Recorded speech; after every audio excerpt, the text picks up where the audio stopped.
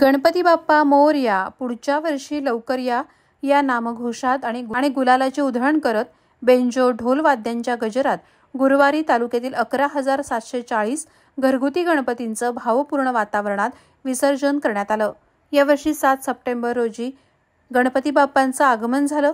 त्यानंतर गेले 5 दिवस अतिशय भक्तिमय वातावरणात बाप्पांची पूजा अर्चा सुरू होती।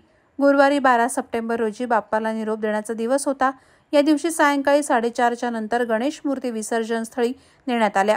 पुढच्या वर्षी लवकर या असं सांगत भावपूर्ण वातावरणात बाप्पांना निरोप देण्यात आला।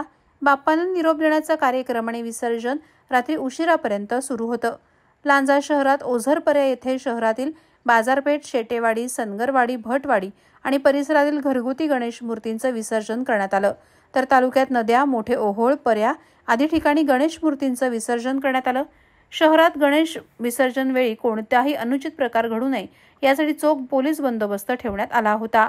प्रहार डिजिटलसाठी संतोष कोत्रे, लांजा।